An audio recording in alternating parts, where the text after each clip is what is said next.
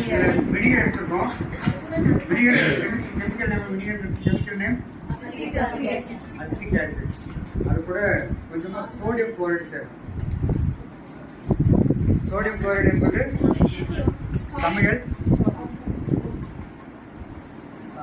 சமையல் உப்பு கொஞ்சம் இதில் சேரும். சுவைக்கு தகுந்த மாதிரி தேவைக்கு ஏற்ப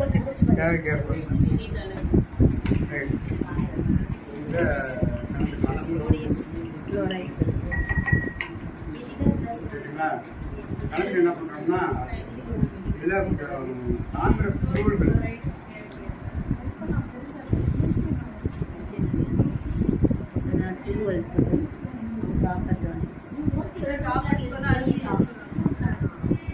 அனுமதி யூஸ் பண்ணுறோம். என்ன பண்ணணும், காப்பர் டென்னிஸ் மட்டும் உள்ள போடுறோம். க்ளீன் ஆகுதா இல்லைன்னு பார்க்கறதுக்காக போட்டுட்டு 5 ரூபா காயின் அது கூட போடுவோம்.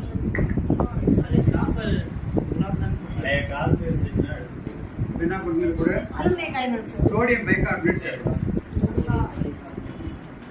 இப்போ என்ன மேடம் சேர்க்குறாங்க?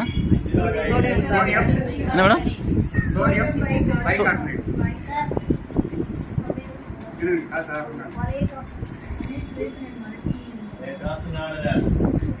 காசு கொஞ்சம் கரையா இருக்கு.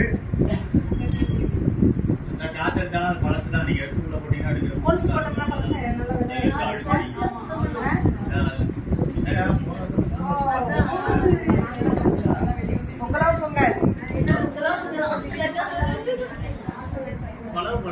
இதுல பொங்கி வருது பாருங்க, பொங்கி வரும் காவேரி. கொஞ்ச நேரம் பொங்குற வரைக்கும் வெயிட் பண்ணிட்டு அது பொங்கி முடிஞ்ச உடனே உள்ள எடுத்தோம்னா கொஞ்சம் அது பியூரா இருக்கும், சுத்தமா இருக்கும்.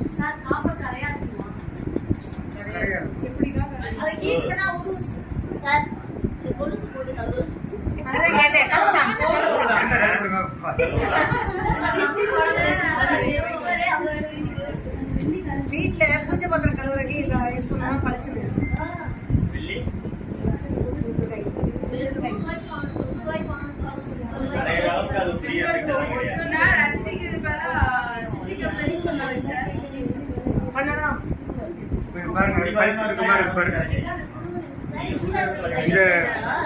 இந்த காப்பர் டர்னிங்ஸ் வந்து கொஞ்சம் பளிச்சுட்டு இருக்கும். முன்ன இருந்து கொஞ்சம் பளிச்சு. ஆமா, கம்பேர் பண்ணி காட்டணும். அது வந்து எக்ஸாம் பண்ணுங்க. ஆசிரியர் சார்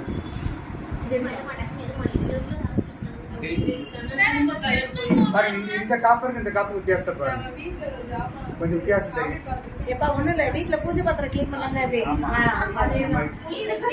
வீட்டுல வந்து நான் லெமனையும் உப்பு தான் முறையை பழிச்சுனேன். அவ்வளவுதான்.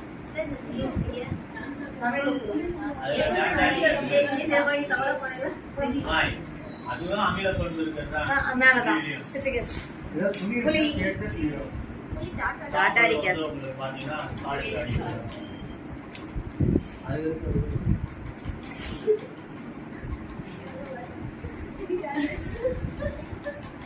அஞ்சு ரூபா காயின் காப்பரா மேடம்? இல்ல, காப்பர் முலாம் பூசிட்டாங்க. அது எப்படி க்ளீன் ஆகும்? இது அந்த கிளியர் ஆக மாட்டேங்குது. பரவாயில்ல, பிரச்சனை நானா கவர்மெண்ட் ஆர்பிஐ கம்ப்ளைண்ட் பண்ணுவேன். ஆயிடுச்சு சார்.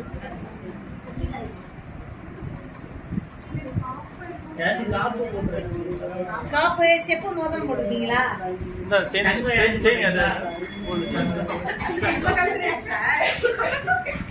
கோல்டு செயின், அது தாலி செயின். இது வந்து தேய்க்காத பகுதி, இது வந்து தேய்ச்ச பகுதி. தேய்ச்ச பகுதி ஓட சுத்தமாக இருக்கும், தேய்க்காத பகுதி இருக்கும். அந்த டிஃபரன்ஸ் தான். 20 கிளாஸ்க்கு 20 பழைய 5 ரூபா காயின் எடுத்து வச்சுக்கோங்க.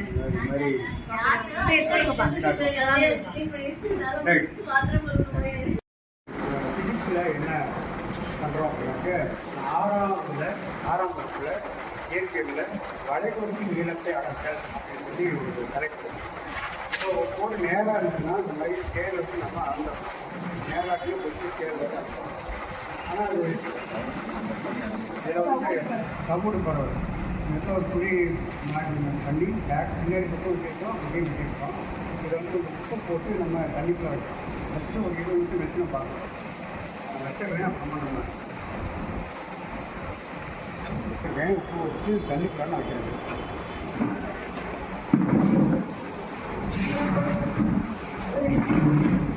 கொஞ்ச நேரம் கழிச்சு இதை பார்க்கணும். இது இப்படியே இருக்குது, அப்புறம் பார்க்கணும். இப்போ வளைகோட்டின் நீளத்தை அளக்கும். எப்படி நம்ம அளக்கிறது அப்படின்னா, ஒரு ஒரு வளைவான கோடு இந்த மாதிரி இருக்குது. இந்த மாதிரி ஒரு வளைவான கோட்டை வந்து நம்ம அளக்கணும். இப்போ எப்படி அளக்கிறது?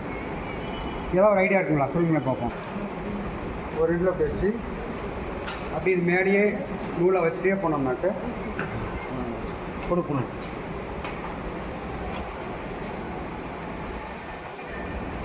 அதை வச்சு அப்படி மேலே நீங்கள் இந்த கடைசி வரைக்கும் வந்துட்டு அது எப்படி நீட்டிடணும்.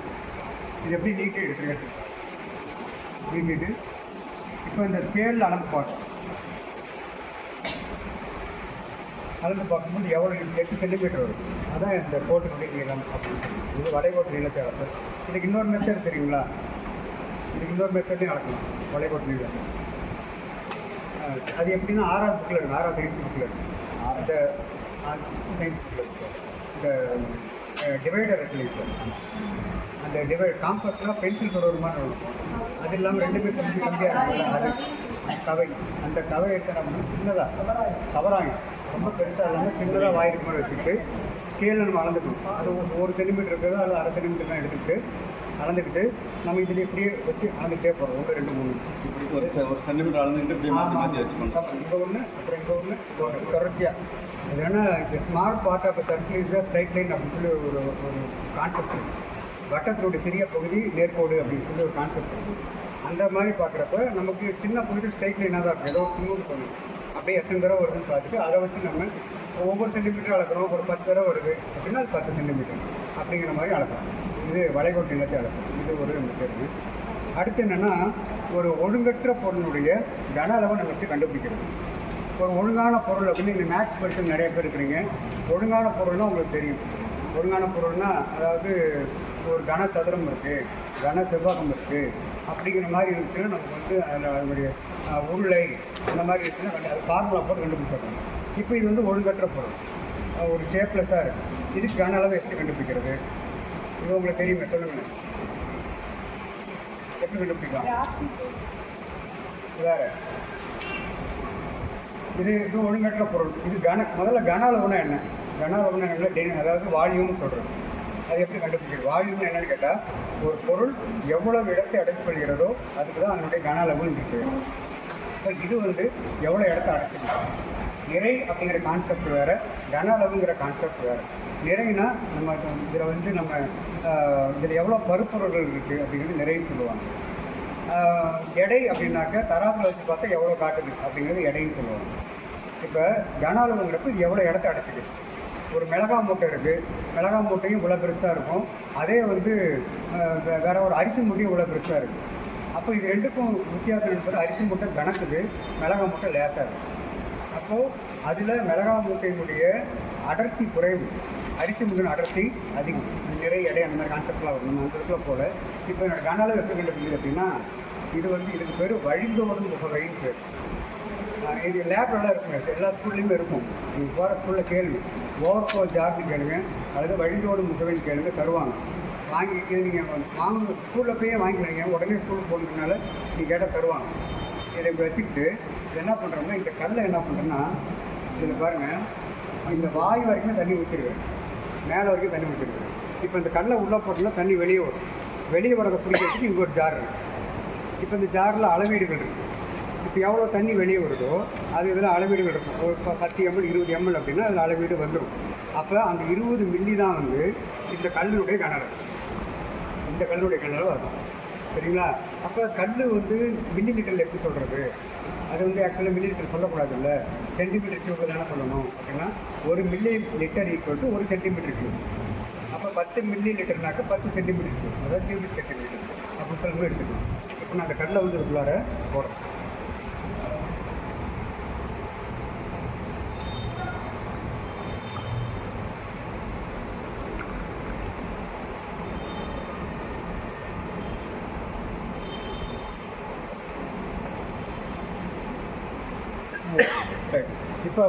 இப்போ போட்டோம்னா இதில் வந்து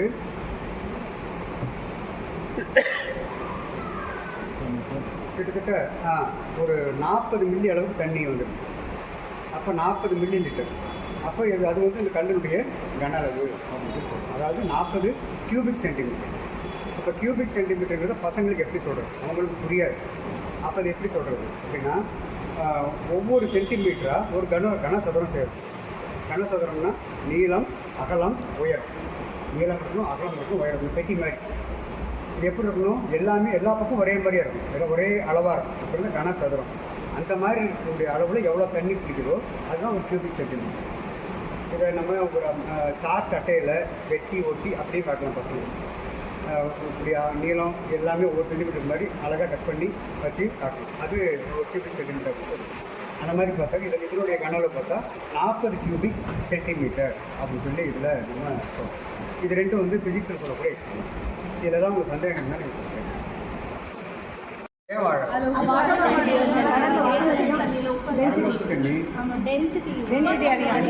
சரியான பதில் சொல்லுவேன்.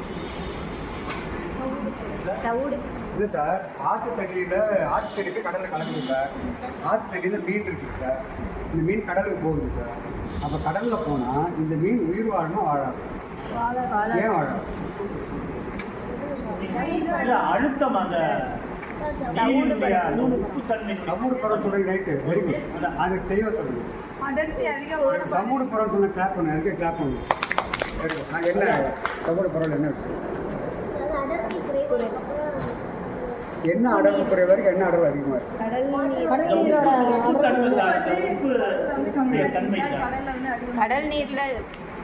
கடல் நீர்ல உப்பு அதிகமாக இருக்கு. அப்போ என்ன நடக்கும்? அந்த நீர் உப்புல இருக்கக்கூடியதை வந்து இங்க நல்ல தண்ணியில போட்டீங்கன்னா அந்த இருக்கக்கூடிய உப்பு வந்து இங்க அடர்த்தி மிகுந்தது வந்து அடர்த்தி குறைந்த இருக்க தண்ணிக்கு போறதுனால அந்த மீன் வந்து இறங்குறதுக்கான எங்கேருந்து எங்கே உப்பு போகும்? மீனுக்குள்ள இருக்கக்கூடிய அந்த உப்பு தண்ணி உப்பானது இல்லை, நல்ல தண்ணியில் இருக்கிற உப்பு இருக்கும் மீனுக்கு சார். ஆற்று தண்ணியில் இருக்கிற உப்பு இருக்கும், கடல் தண்ணியில் உப்பு இருக்கும். இல்லை, நான் இப்போ கடல்ல இருக்கக்கூடிய மீனை தான் தூக்கி நல்ல தண்ணியில போடுறேன். நான் இப்படி கேட்குறேன். ஆற்று தண்ணியில் இருக்கிற மீன் கடலுக்கு போகும். அப்போ இங்க ஏறும் சார், அவ்வளோதான். என்ன ஏறும்? உப்பு வந்து அங்க உள்ள வந்து ஏறும், அதனுடைய மீனுக்குள்ள ஏறும் சார்.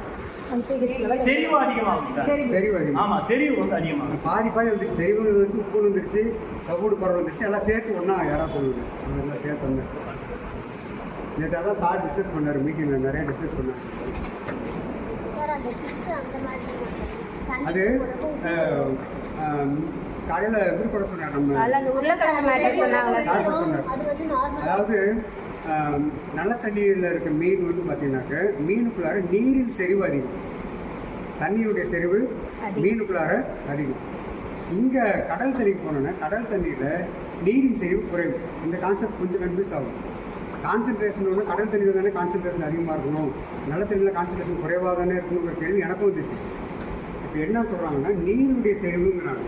தண்ணியுடைய செறிவு எங்கே இருக்குது அதிகமாக இருக்குது பார்த்தீங்கன்னா மீனுக்குள்ளார தண்ணியுடைய செறிவு அதிகமாக இருக்குது, கடல் தண்ணியில் தண்ணியோட செறிவு குறைவாக இருக்குது. அப்போ என்ன இருக்குன்னா செறிவு அதிகமான இடத்துலேருந்து செறிவு குறைவான இடத்தை நோக்கி தண்ணி வெளியே போகும். அப்போ இந்த மீனுக்குள்ளே இருக்க தண்ணி எங்கே போகும்னா கடல் தண்ணிக்கு போயிடும். அதனால மீன் என்ன ஆகிடும்னா சுருங்கி வத்தி போயிடும் அப்படின்னு கான்செப்ட் சொல்கிறாங்க. கடல் சார் சொன்னார். என்ன சொன்ன உருளைக்கிழங்கு சொன்னார் பார்த்தீங்களா, உப்பு தண்ணியில் போய் சொன்னார்ல, அந்த கான்செப்ட் தான் இங்கே வரணும். புரியுதுங்களா? அது இதே ஆப்போசிட்டில் எப்படி கடல் தண்ணியில் இருக்க மீனை கொண்டு வந்து ஆற்று தண்ணியில் போகும். இப்போ என்ன நடக்கும்? அப்படியே ஆப்போசிட் மாதிரி சொல்லுங்க. மீன் உயிரோடு இருக்கும்போது சாப்பிடணும், செத்துரும். என்ன காரணம்? என்ன செறிவு அது? கடல் தண்ணியில் இல்லை, கடல் தண்ணியில் மீன் இருக்கு இல்லைங்க, அந்த மீனில் என்ன செறிவு அதிகம்? உப்போட செறிவு அதிகமா, தண்ணியோட செறிவு அதிகம்? அப்போ நீரின் செறிவு குறைவுன்னு சொல்லணும். நீங்கள் அப்படிதான் சொல்லணும். கடல் தண்ணி மீனில் நீரின் செறிவு குறைவு, நல்ல தண்ணிக்கு வந்துட்டா நீரின் செறிவு அதிகம். அப்போ செறிவு அதிகமான இடத்துல இருந்து செறிவு குறைவான இடத்துல வர தண்ணி போகும். அப்போ மீனுக்குள்ள நிறைய தண்ணி போகிறதுனால உப்பி அது இறந்து போயிடும். நீரின் செறிவு அதிகம் அப்படிங்கிறது வந்து அங்கே உப்பு அதிகமாக இருக்குங்கிறதுக்கான அர்த்தத்தை அடிப்படையாக, உப்பு குறைவாக இருக்கு நீரின் அது கடல் நீர் நீர் சரி குறைவு சொன்னா உப்பு அதிகமாக இருக்கும். உப்பு அதிகமாக இருக்கு. அதான் ஆப்போசிட் ஒரே ஆக்சுவலாக ஒன்று தான் சொல்லணும்னு நினைச்சேன்.